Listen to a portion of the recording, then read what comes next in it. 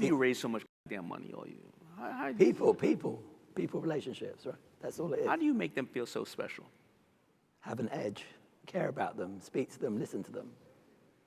It's got to be an angle, because I was told you raised like 96 billion. Yeah. I think having a British accent helps. It does. Yeah, it especially does. in America. Yeah. Yeah. What skill do you think you don't have now that you'll need in the future? The skill to raise 96 billion. So, Daymond, this is such an honor and a pleasure for me. I've been a big fan of yours for a very long time. And I've got so many questions I want to ask you, I don't know where to start. So I want to first ask you about how you got into fashion and where did that come from? How did I get into fashion? Yeah. Well, it really was just my love of hip hop. Hip hop music was just starting to really grow. And it was, in the mid 80s that I loved it. And hip hop wasn't what it is today. Hip hop was our voice of the community because being someplace with a lot of technology, I had called hip hop a disruptive technology because we didn't know what was going on in the streets of Miami or the streets of New York. But through this music that the kids no longer had to harmonize or play an instrument, they were communicating through this music about their love, their dreams, aspirations. So it was our version of TikTok and, Instagram and Snapchat.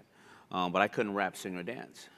What were the challenges initially in terms of marketing that brand and building it up? Well, I think the challenge initially, marketing the brand wasn't a problem because that's where we understood our value. I wasn't a great designer. I wasn't Tom Ford or Donna Karan or something like that, or Vera Wang.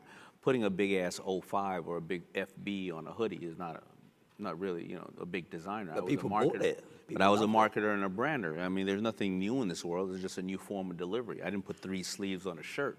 I understood that the value was to make awareness to it. So what I would do is I would go to video sets, and for the first 3 years, I had only access to 10 shirts. I can make 10 shirts. And I would go to every video set I could, and I'd put it on a wrapper, and after they shot the video, I'd take it back. So now, as you see on Shark Tank, that was proof of concept. Now I could back into it because I can go to people and say, I can start going out to the stores and various other things, because I took the black hole of marketing and advertising and branding out of the equation. Yep. I remember when I first got my deal, I put an ad in the newspaper, said, $1 million in order, need financing. 33 people called that ad. What do you think is the greatest lesson you took away from establishing FUBU? The greatest lesson I think that I took away from establishing FUBU is that the culture of the person that you are selling to, you have to be of service to them. You have to wake up every morning and say, how can I be a better person of service to them? And every single day that they'll wake up and they'll talk about you when you're not in the room. And I think that is something that you cannot beat. So we all know you from Shark Tank. Yeah. When I come to the US every month, I switch it on. I'm addicted to it. Last week I learned of a term, LOMO, love of missing out. LOMO, love of missing out, instead of FOMO, fear of missing out. And when I think about Is that actually a word the kids are using these days? Yeah, I just heard it for the first time. But when I think about that phrase, LOMO, I thought of you straight away, because I think when I watch you on Shark Tank, you always have to have a connection with people, and actually you don't mind if you don't participate in deals. Yeah. It doesn't matter to you.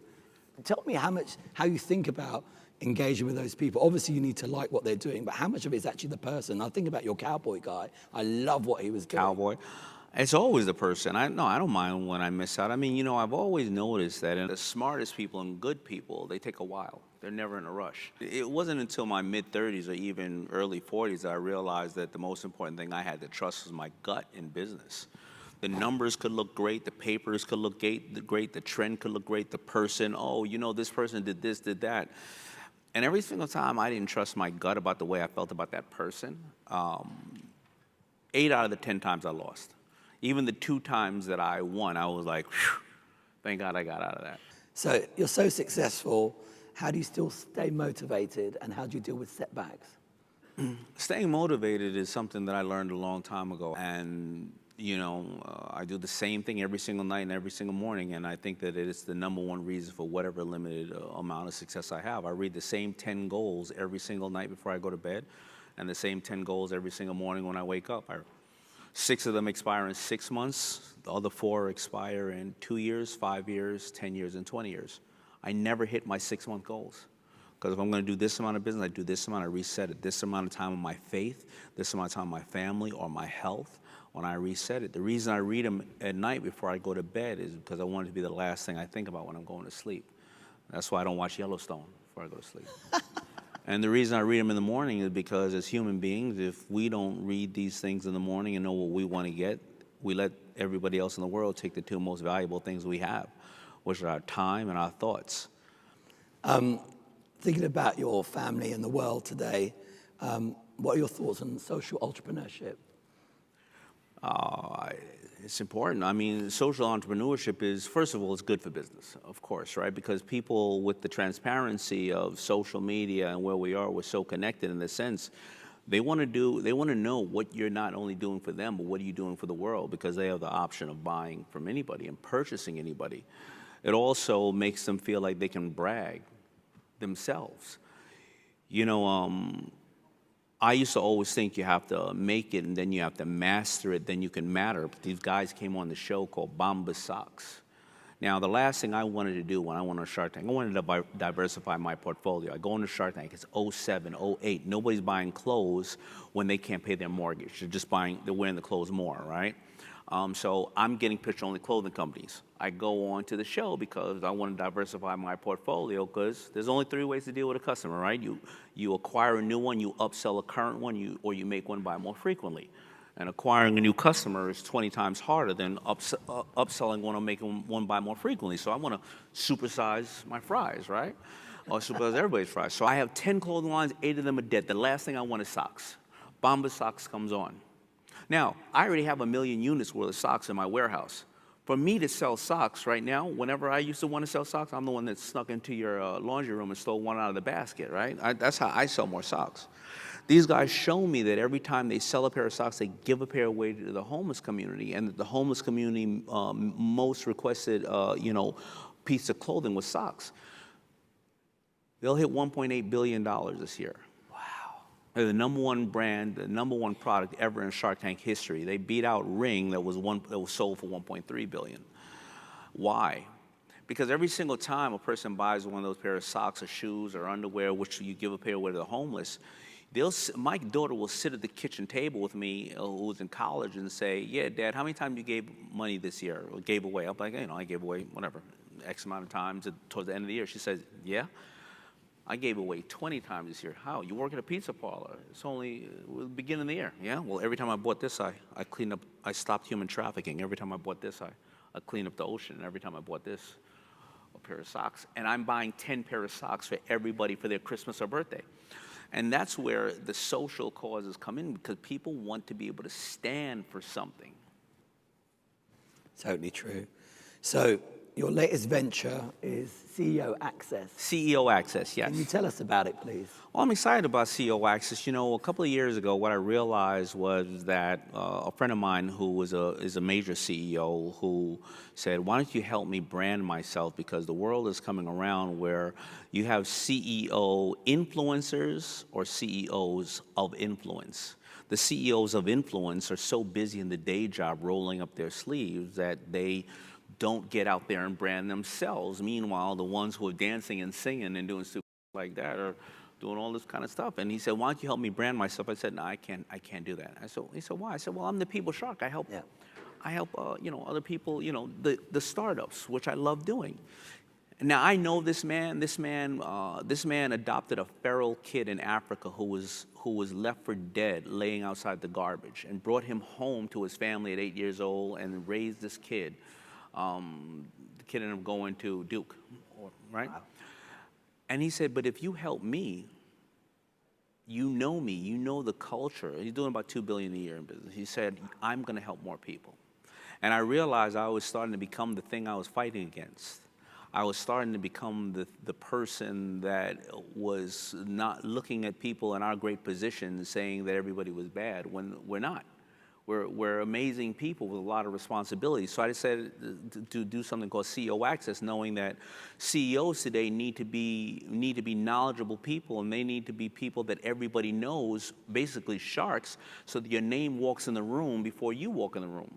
A bunch of people can sell a real estate. There's only one Barbara Corcoran, right? A bunch of team owners. There's only one Mark Cuban, or airline owners or record owners. There's only one Richard Branson.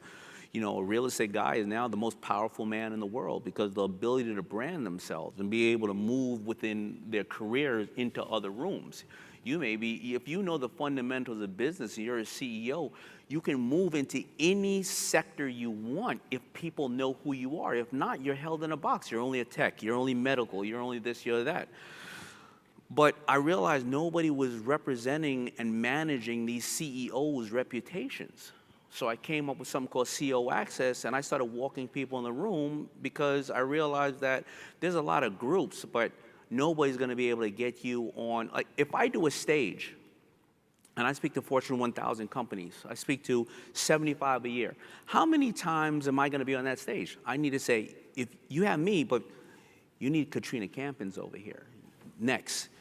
If I do Inc., I've been on the Inc. cover 4 times or 3 times. How many more interviews I'm going to do in Inc. Success with Josh, Worth Magazine? I'm going to say, you need to be on that. When I'm on a podcast with Gary, you need to bring this person. So we're like the rat pack of CEOs. I got one that has access to 2,500 factories, so supply chain expert. I got one that's going to rewire your mind. I got another one doing $1 billion and change over, he's a Starkey expert. I'll put them all in different places. If you assign to a CAA or William Morris, they're going to be stuck trying to sell a package just on you. No, us CEOs, we don't need a manager trying to get 20 and 30%. I want to put more people like that out into the world because I've been on a national show for 16 years. I'm on CNBC 40 times a week. I don't need more fame. I need more people that are going to move this needle. And selfishly, we keep doing business together. So I've decided to create that, and I'm having a blast doing it. You're such a people person, it comes across, and so.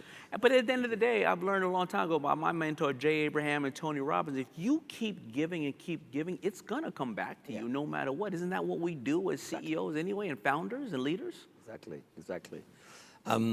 What skill? How have you raised so much damn money, all you? People relationships, right? That's all it is. How do you make them feel so special? Have an edge, care about them, speak to them, listen to them. It's got to be an angle, because I was told you raised like $96 billion. Yeah. I think having a British accent helps. It does. Yeah, especially in America. Yeah. What skill do you think you don't have now that you'll need in the future? The skill to raise $96 billion.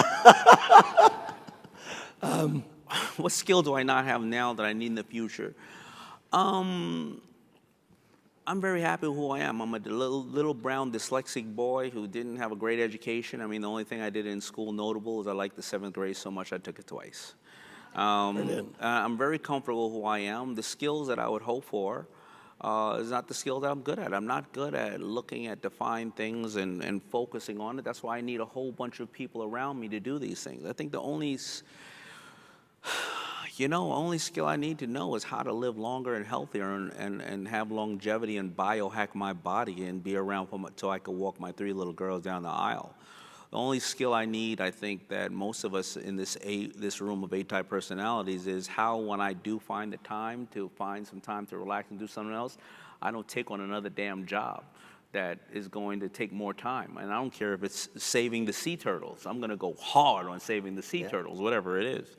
I need to find that little bit of let me steal away more time for myself, my family, and my faith, and my wife. I think that's the only maybe. But I love what I like. I love what I do. I don't know anybody in this room who will understand how to just retire and sit around. Exactly. What would I do sitting around? Yeah, I agree. After the 20th time, my wife's saying, "Hey, go empty the garbage. I got to get another job." So my last question for you is, tell us something about you that we don't know. Something about me that you don't know. That we don't know. I'm a huge prepper. Okay. Yeah, I don't want to scare anybody here.